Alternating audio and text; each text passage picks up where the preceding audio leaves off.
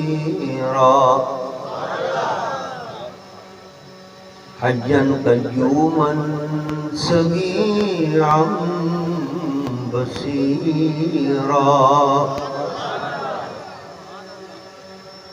والصلاة والسلام على رسوله أرسله بالحق بشيرا ونذيرا وعلى آله وأصحابه كثيرا كثيرا أما بعد فأعوذ بالله من الشيطان الرجيم بسم الله الرحمن الرحيم لقد جاءكم رسول من أنفسكم عزيز عليه ما عنتم حريص عليكم بالمؤمنين رؤوف رحيم صدق الله وصدق رسوله النبي الأمين الكريم ونحن على ذلك لمن الشاهدين والشاكرين والحمد لله رب العالمين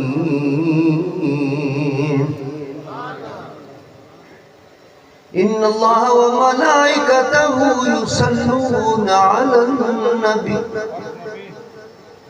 يا أيها الذين آمنوا صلوا عليه وسلموا تسليما بلند آواز درشی پڑھیے الصلاة والسلام علیک یا رسول اللہ الصلاة والسلام علیک یا حبیب اللہ بلند آواز سے پڑھیں الصلاة والسلام علیک یا رحمت للعالمین وعلى آلك واصحابك يا شفیع المذنبین حمد و صلاۃ کے بعد میرے واجب الاحترام بزرگوں اور عزیز دوستوں،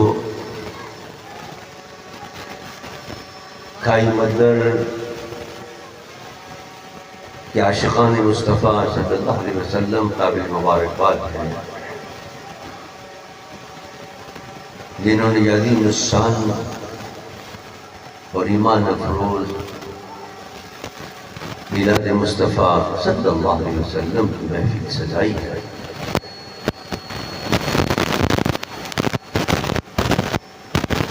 ربیع الاول شریف کا مبارک مہینہ گزر رہا ہے، آخری تاریخ ہے۔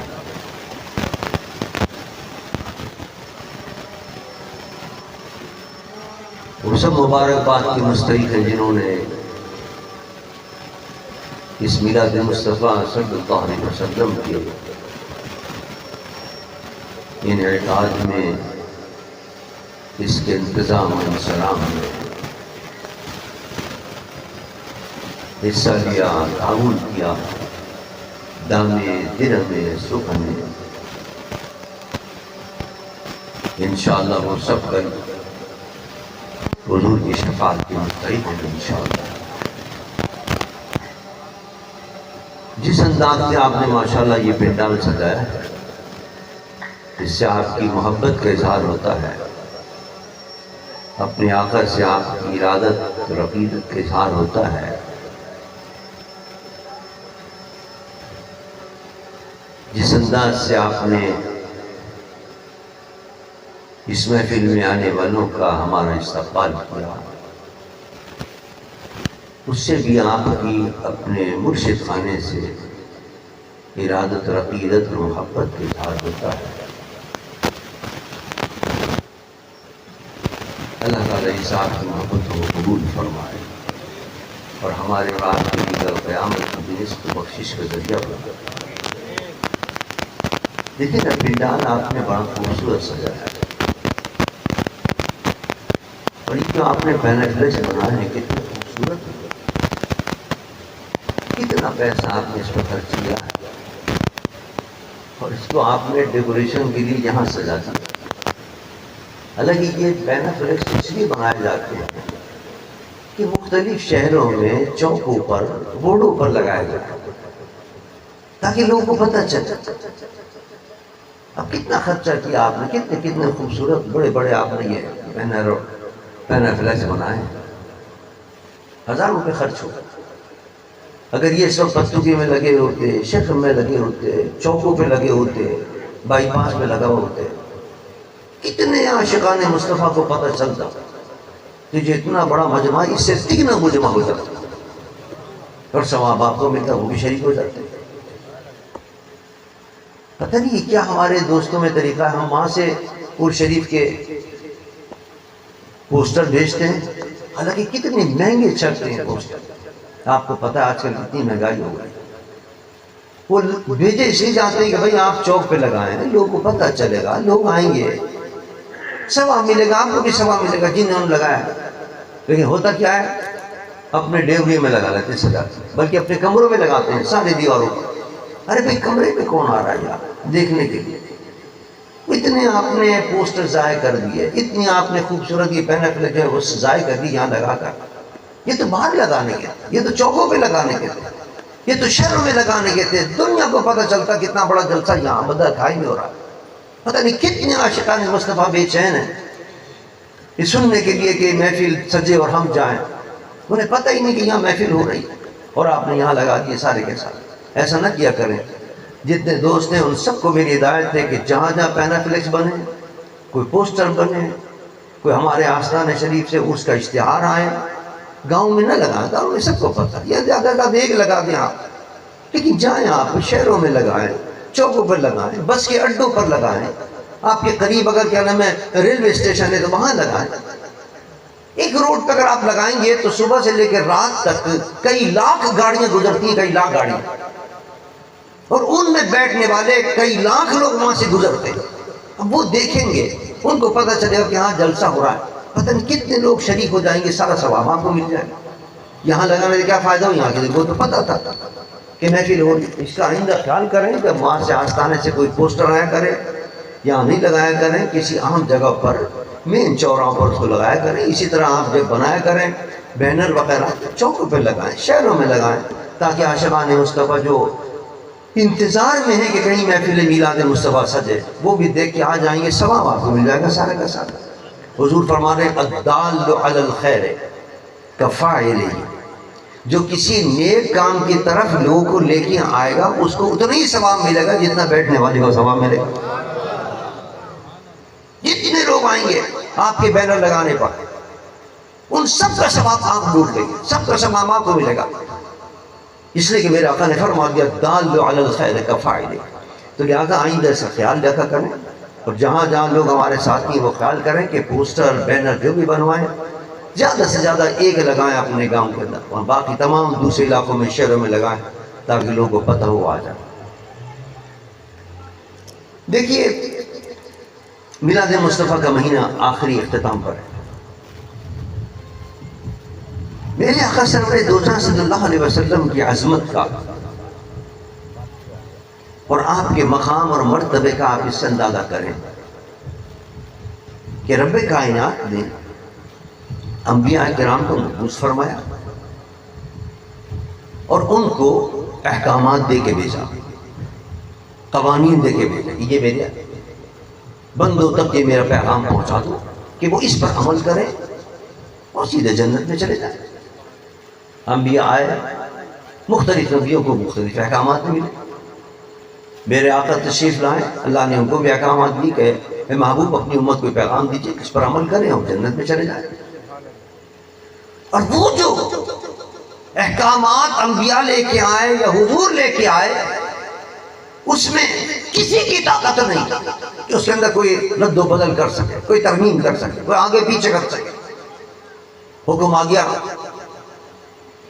صبح فجر طلوع ہو جائے، صبح صادق طلوع ہو جائے تو فوراً فجر کی نماز پڑھو، اب یہ اللہ کا حکم آ گیا۔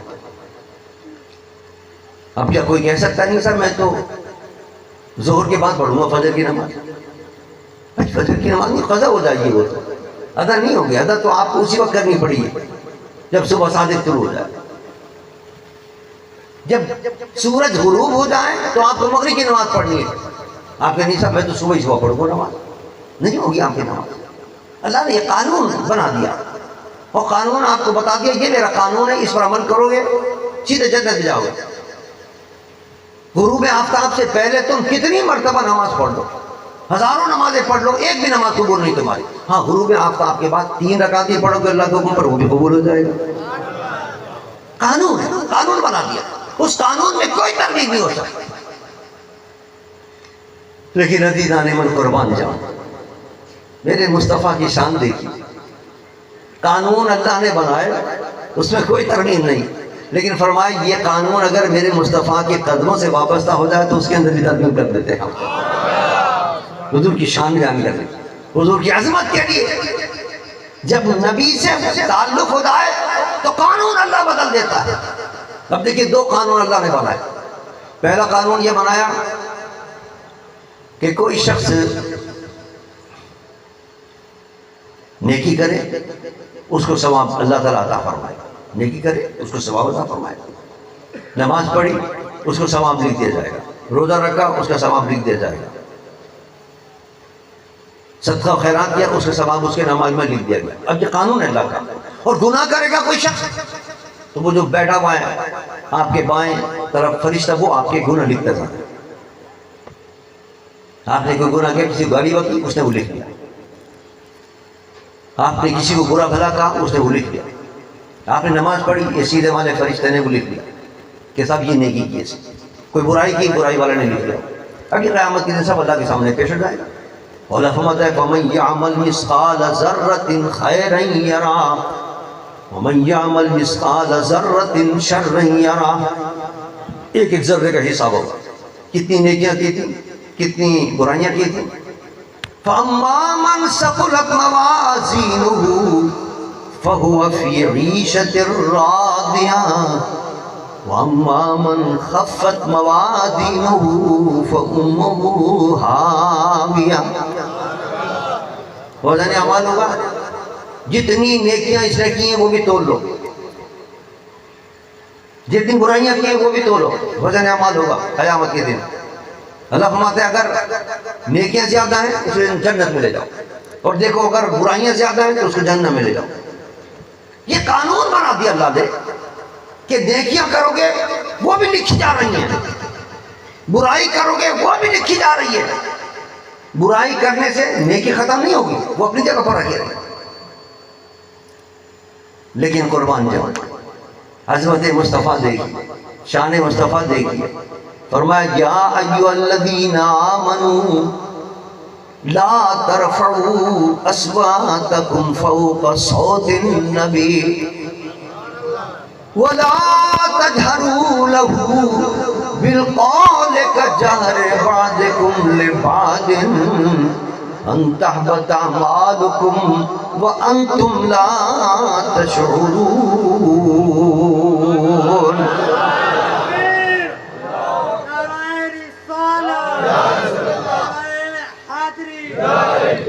فرمائے مومنو جب میرے محبوب کی بارگاہ میں حاضر ہوا کرو، ادب کیا کرو میرے محبوب کے دربار کا.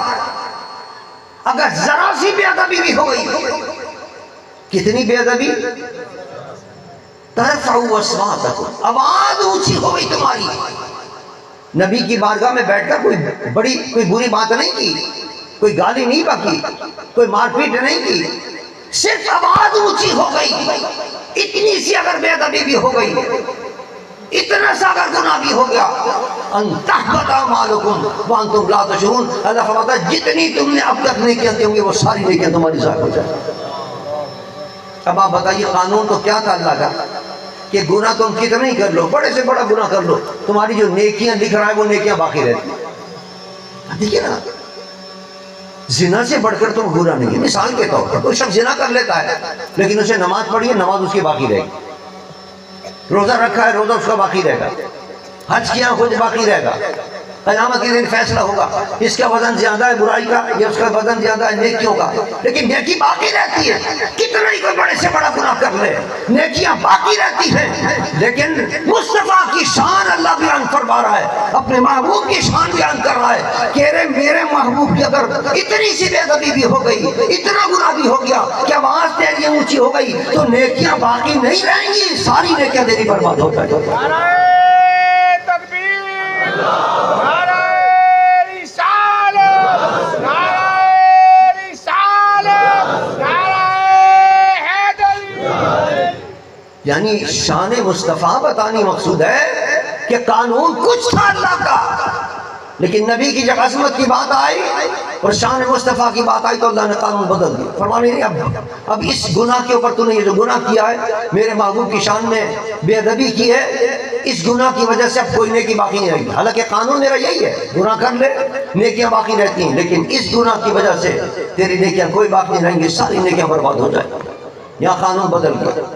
اسی طرح ایک اور قانون بھی اللہ کا، وہ قانون کیا ہے؟ کوئی کافر ہے، کوئی مشرک ہے، یہ بھی قانون اللہ، کوئی کافر ہے کوئی مشرک ہے، وہ کتنی نیکیاں کر لے اس کو اس نیکی کا کوئی فائدہ نہیں ہوگا جب تک وہ کلمہ نہ پڑھ لے۔ اب بہت سے کافر ہیں، وہ جناب ہسپتال بھی بناتے ہیں، روڈ بھی بناتے ہیں، یتیموں کے لیے یتیم خانے بھی بناتے ہیں، بہت بڑے بڑے وہ کام کر رہے ہیں، تو کیا قیامت کے دن ان کو کوئی ثواب ملے گا؟ کوئی ثواب نہیں ملے گا، سب بیکار جا رہی ہیں ان کی محنت، لاکھوں روپے لگائیں کروڑوں روپے لگائیں سب بیکار جا رہے ہیں، کوئی فائدہ نہیں ہوگا، کسی نے کلمہ نہیں پڑھا۔ اللہ فرماتا ہے کلمہ پڑھو پھر نیکیوں کا فائدہ ہوگا، اگر کافر ہو کتنی بڑی سے بڑی نیکی کر لو کوئی فائدہ نہیں۔ بہت بڑا اسپتال بنا لیا، کسی کی مدد کر دی، کسی غریب کی مدد کر دی، کسی لامانس کی مدد کر دی، کسی بیوہ کی مدد کر دی، کوئی فائدہ نہیں ہوگا تمہیں اس کا، اس لیے کہ تم نے کلمہ نہیں پڑھا۔ لیکن شان مصطفیٰ دیکھیے، احکام مصطفیٰ دیکھیے، ایک کافر ہے، کون؟ ابو لہب، وہ میرے آقا سرور دو جہاں صلی اللہ علیہ وسلم کی خوشی مناتا ہے۔ جب میری مصطفیٰ کی ولادت ہوئی اور جب سویبہ لونڈی نے آ کر اس کو خوشخبری سنائی کہ دیریا ایک بچہ پیدا ہوا ہے، اس نے خوشی میں آ کر اپنی اس 2 انگلیوں سے کہا جا میں نے تجھ کو آزاد کیا،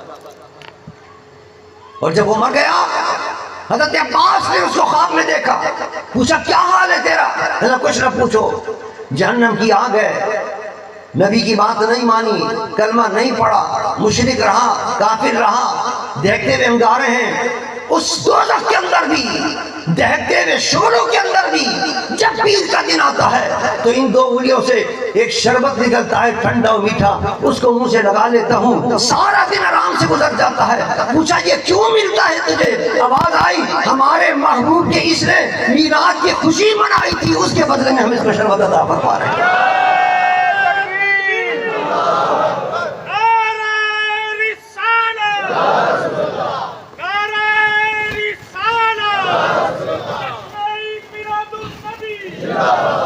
سرکار کی آمد، سرکار کی آمد، سونے کی آمد۔ حضرت مفتی احمد یار خان رحمۃ اللہ علیہ اسی واقعے کو اپنے ایک شعر میں بیان کرتے ہیں، فرماتے ہیں کہ شب ولادت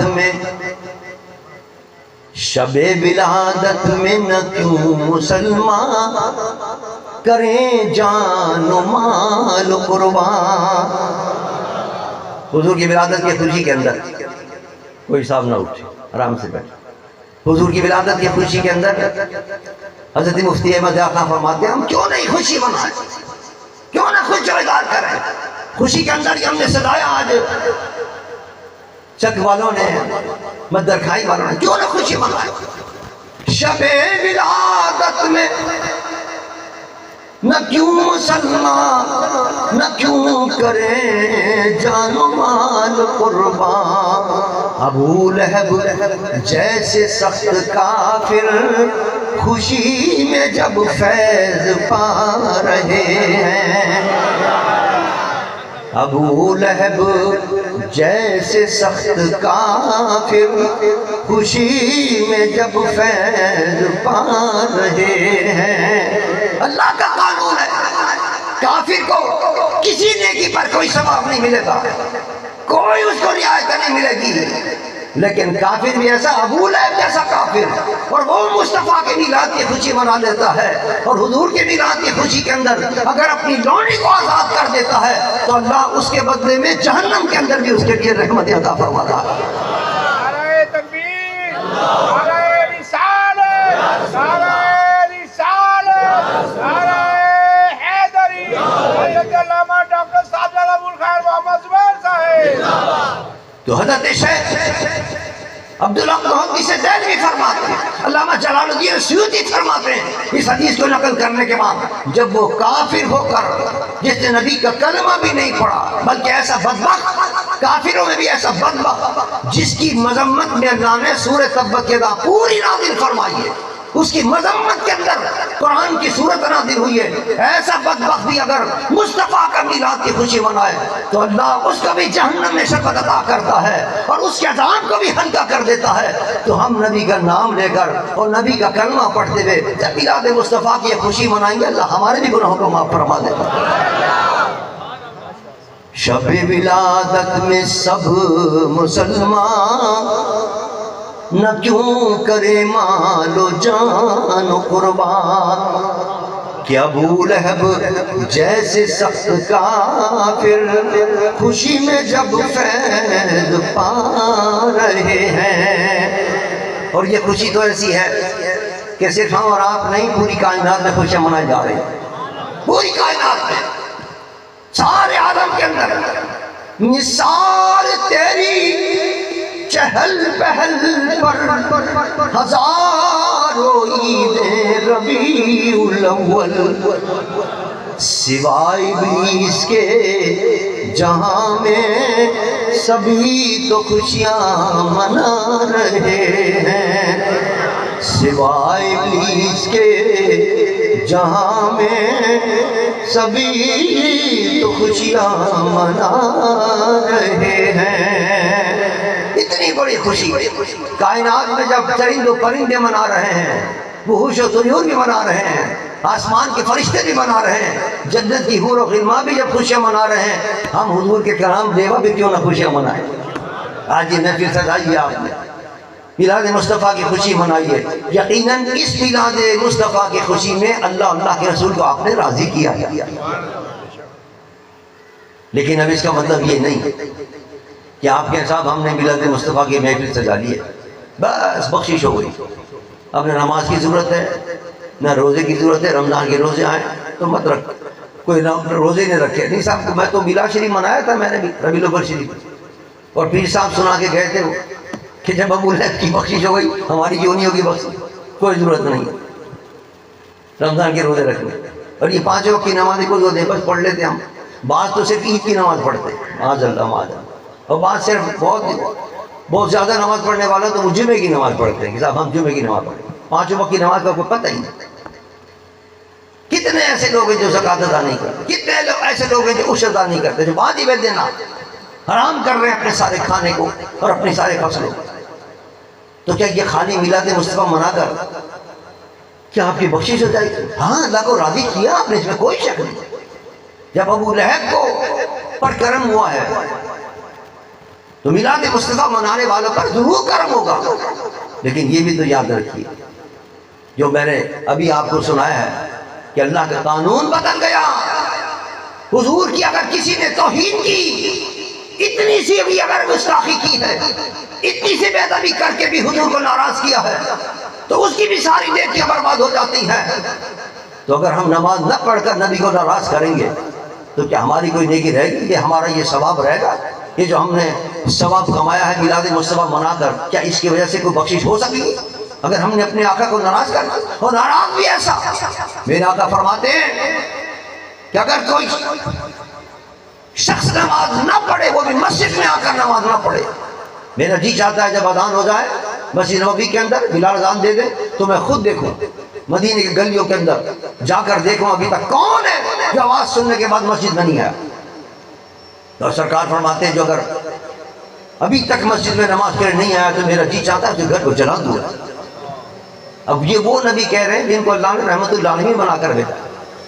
طائف کے بازار میں بھی جب پتھر برس رہے تھے اور جب حضرت جبرائیل آئے تو یا رسول اللہ حکم دیجئے مجھے، اجازت دیجئے مجھے، یہ سامنے پہاڑ ہے، ان پہاڑوں کو ملاتا ہوں اور کچل دوں گا ان سب کو جنہوں نے آپ کو تکلیف دی۔ فرمایا نہیں، میں اس دہر میں قہر و غضب بند کر نہیں آیا، اللہ نے تو مجھے رحمت العالمین بنا کر دیا، یہ نہیں تو ان کے نسلوں میں آئیں گے جو میرا کلمہ پڑھیں گے۔ وہ ایسے رحیم نبی، ایسے کریم نبی جو رحمت للعالمین بن کر آئے، تکلیف کے باوجود بھی جنہوں نے کبھی بد دعا نہیں دی کسی کو، وہ کیا فرما رہے ہیں ذرا غور تو کرو کہ میرا جی چاہتا ہے جو نماز نہیں پڑھتا مسجد میں آ کر اسے گھر کو جلا دو۔ اس سے نفرت کا اظہار ہو رہا ہے اس شخص سے جو نماز نہیں پڑھتا مسجد میں آ کر۔ وہ کتنے افسوس کی بات ہے، ہم میلاد مصطفیٰ منا کر بڑے خوش ہو جاتے ہیں کہ بس ہم نے میلاد مصطفیٰ منا لیا، بس اب کیا نام ہے سیدھے جنت میں جائیں گے۔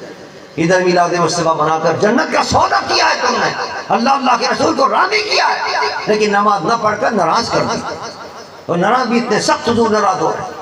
عہد کر کے اٹھو، آج میلاد مصطفیٰ کی محفلیں اسی لیے سجائی جاتی ہیں کہ جب ہم میلاد مصطفیٰ کی محفل کے اٹھ کے جائیں تو یہ عہد کر کے جائیں کہ حضور جو پیغام لے کر آئے ہم اس پیغام پر عمل کریں گے، جو عقیدے حضور نے دیے ان عقیدوں پر بھی عمل کریں گے، ان عقیدوں کو مضبوطی کے ساتھ تھامیں گے۔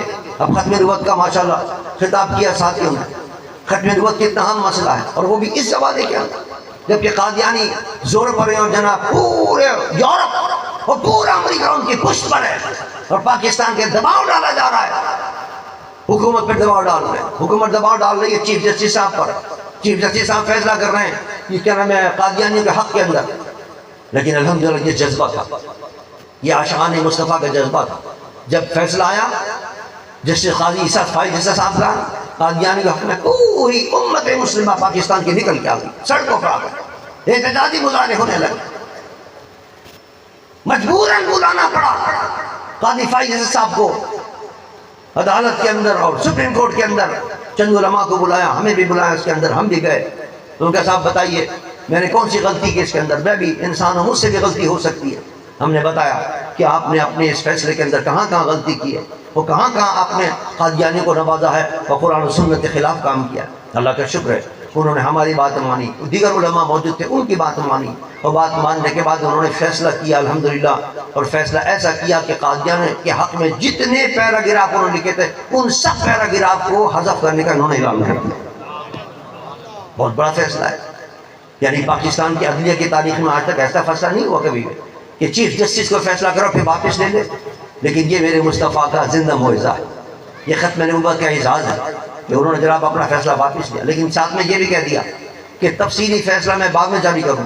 اب ہم انتظار میں بیٹھے کہ کب فیصلہ آئے گا، کب فیصلہ آئے گا، ابھی تک فیصلہ نہیں آ رہا ہے، لیکن نہیں، ہم جاگ رہے ہیں، اس قسم کی محافل منعقد کر رہے ہیں، ختم نبوت کے گلی گلی جلسے ہو رہے ہیں، ختم نبوت کی کانفرنسیں منعقد ہو رہی ہیں، آل پارٹیز کانفرنسیں منعقد ہو رہی ہیں، جلسے بھی اور جلوس بھی نکل رہے ہیں، اور اس میں چیف جسٹس صاحب کو ہوشیار کیا جا رہا ہے کہ الحمدللہ ہم ہوشیار ہیں، ہم آپ کا انتظار کر رہے ہیں تفصیلی فیصلے کا، فیصلہ جلد دیں۔ عوام کے اندر اضطراب بڑھتا چلا جا رہا ہے، تشویش کی لہر بڑھتی چلی جا رہی ہے، جلد سے جلد اسلام کے مطابق، دین کے مطابق، قرآن و سنت کے مطابق، اپنے آئین کے مطابق آپ فیصلہ صادر کریں، اور خدا نخواستہ اگر آپ نے کوئی پھر گڑبڑ کی اور پھر کوئی فیصلہ قادیانی کے حق میں نافذ کرنے کی اور جاری کرنے کی فیصلہ کوشش کی ہے تو انشاءاللہ عاشقان مصطفیٰ گلی گلی جا کر انشاءاللہ پھر جلسے ہوں گے، پھر جلوس ہوگا، اپنی اپنی جانوں کے نذرانے پیش کریں گے، لیکن مصطفیٰ کی ناموس پر آنچ نہیں آنے دیں گے انشاءاللہ۔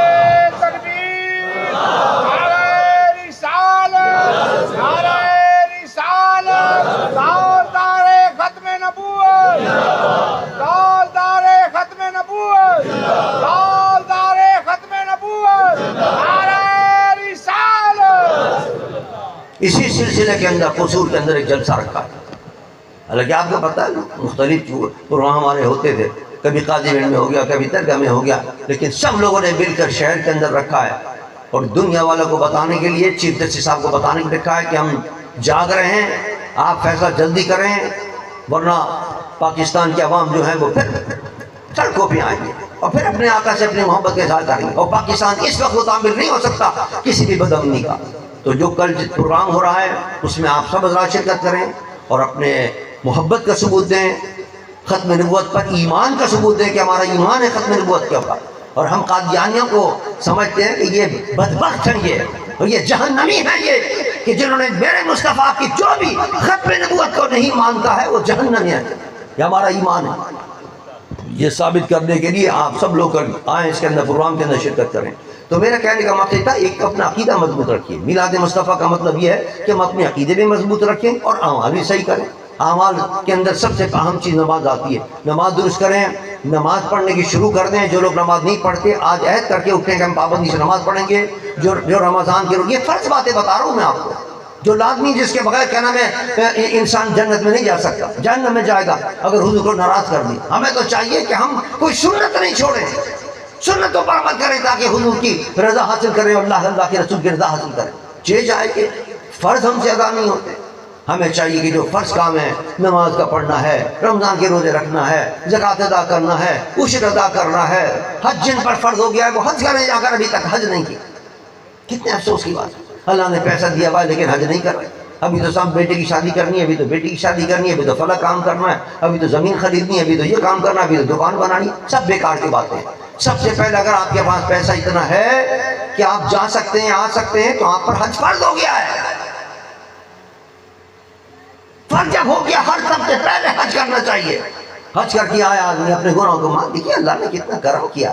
یہ تو اپنے محبوب کو, اگر حضور گئے تھے معراج شریف کی رات, اگر چاہتے تو اوپر ہی رہ جاتے.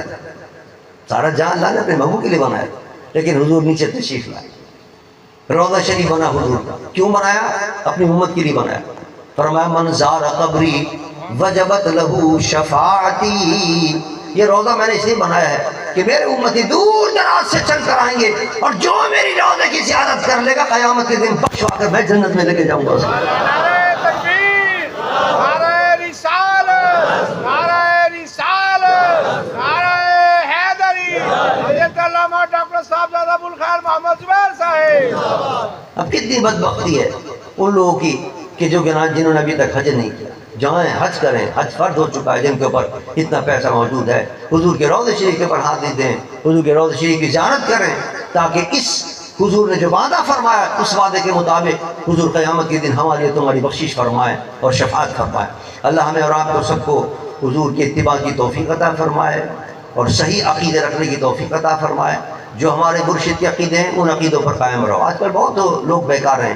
بالخود یہ جو یوٹیوب چل گیا ہیں اور یہ جو کیا نام ہے سوشل میڈیا کے اوپر جو مختلف لوگ بیٹھ کے کرتے ہیں, اس سے ہمارے نوجوان گمراہ ہو جاتے ہیں. اس کی تقریر سنی گمراہ ہو, اس کی تقریر سنی گمراہ ہو. تقریر نہیں سننی چاہیے بد مذہب لوگ کی.